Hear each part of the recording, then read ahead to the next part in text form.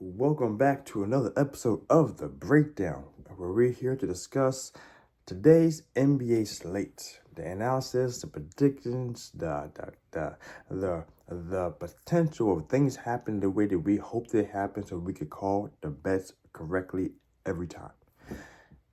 Every time. So, that being said, today's NBA slate, we have one game. Western Conference Finals. First game of the series. Dallas Mavericks at the Minnesota Timberwolves. 8:30 p.m. Eastern Standard Time. I mean, Timberwolves have a pretty decent record being at home, you know what I'm saying? But combine that with the best defense in the league, you know what I'm saying? With everyone, I better say something crazy. Everyone being healthy. Let's double check that. Going to this game. But Luka. Like, I don't know why they even put it up there for it. They have Luka for the right knee sprain, you know what I'm saying? That shit been sprained for like 6 years now, you know what I'm saying? He ain't going nowhere. He's playing every game. Mike Conley, though, he is actually on the list too for right Achilles sprain. So, is he going to play or not? He actually, can they get away without playing for him? They could, but he is a huge defensive captain, especially on the shooting guard, point guard areas, you know? Because typically, let's see real quick if I can see this. His main man he'd be guarding would be, why you give me this for? There you go. He would be on Luka. So, he will be on Luka for a defense prop. Both guys have right leg issues. So maybe they're about even still. Mike Conley going to be defense and controlling the actions going on Luka. And AU the backup. AU's going to be holding down Kyrie. So I expect Kyrie to hold things be at least first game. Especially first game. I think Kyrie's going to be, the prop point. This is the first game, okay? First thing, so I'm going to say this again. Like I just said a little bit ago in my other episode. Even though... we have to take everything with a grain of salt slowly, because the first game of a series, projected 7 games, can be very informative of what to be expected, okay?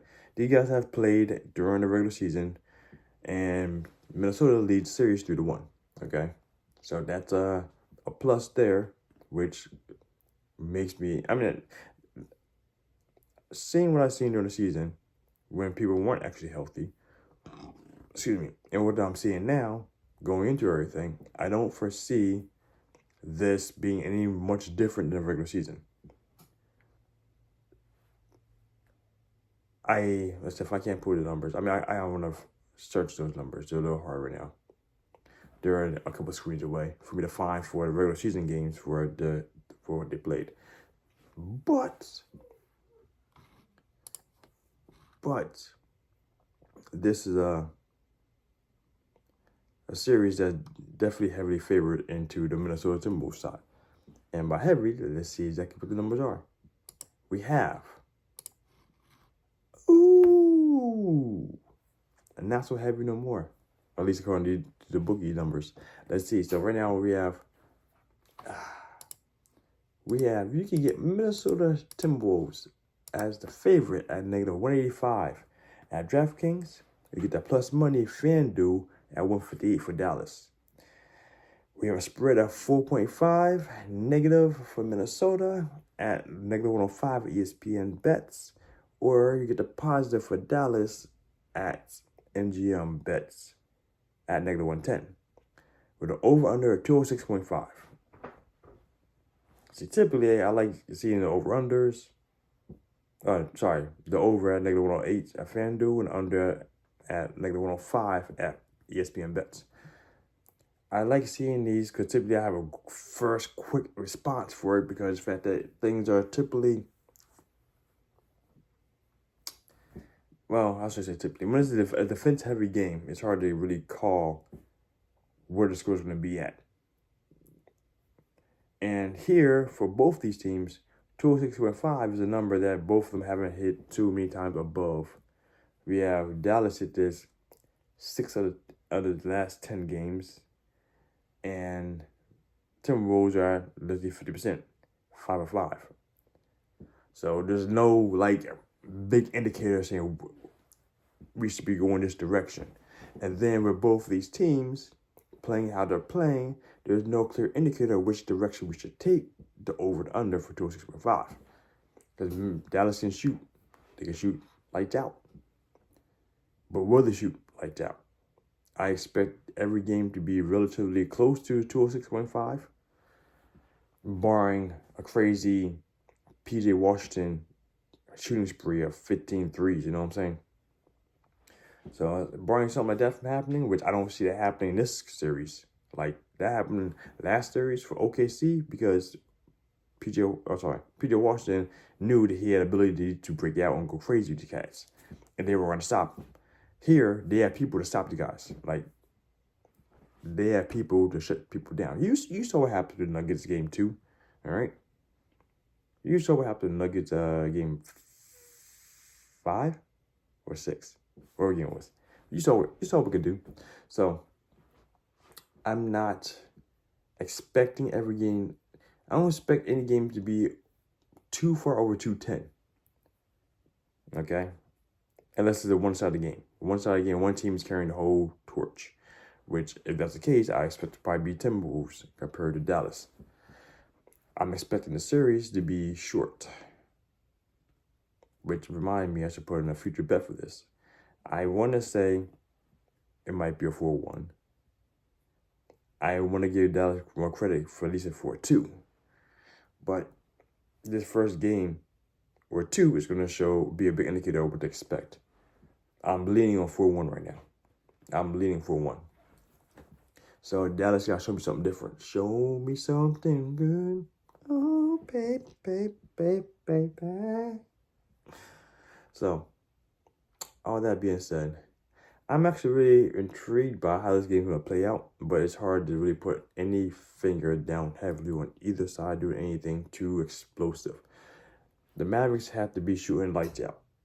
And for everyone the way it is, if that's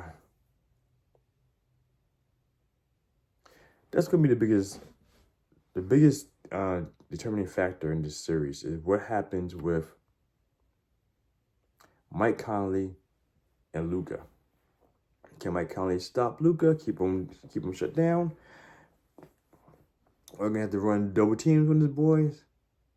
Rudy Gobert going to be able to stop the low passes in between while they get into the paint. With Cat on backup on that. So there's a whole bunch of things that we have to really wait to see after tonight to see what's going forward with this.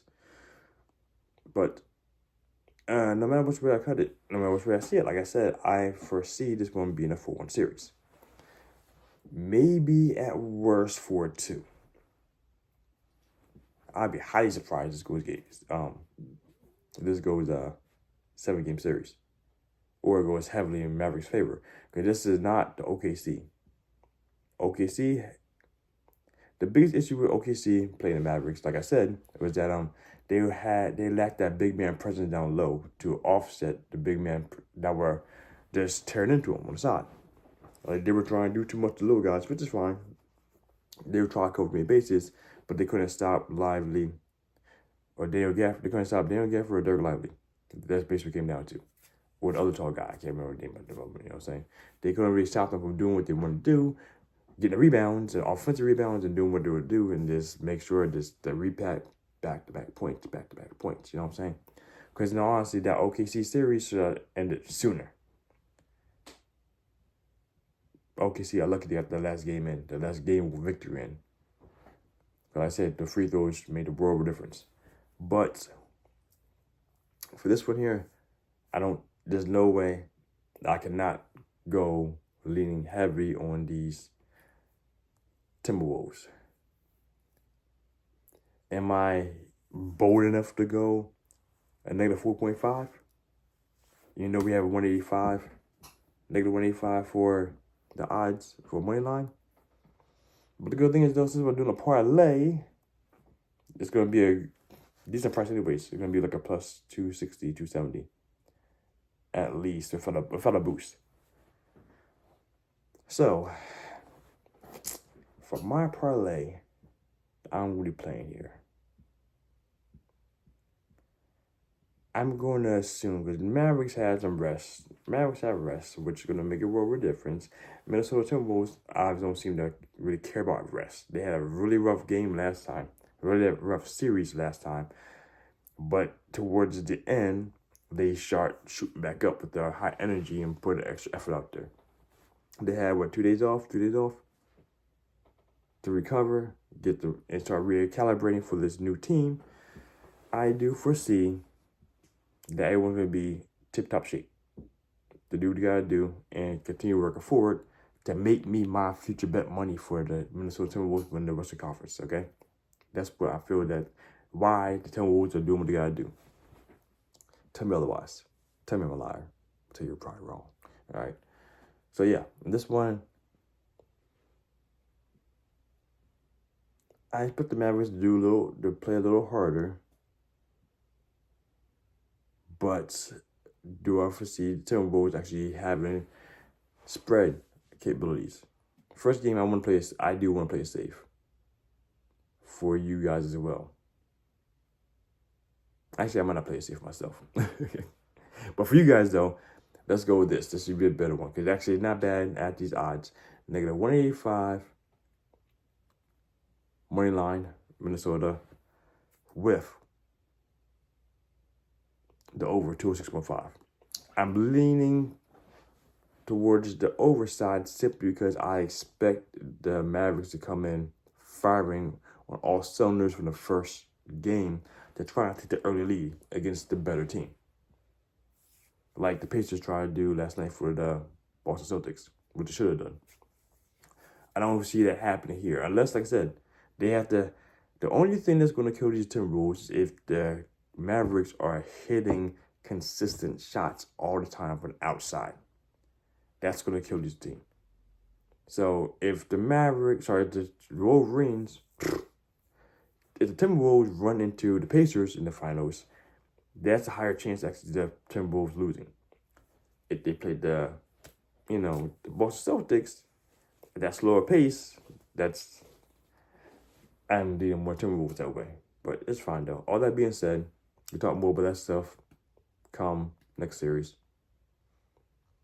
Tonight, let's go down to negative 185 for the parlay and over 206.5. Cut, package, seal that, step it with a sticker that says grinding for gamblers. Let's get this money, guys. Make a wish.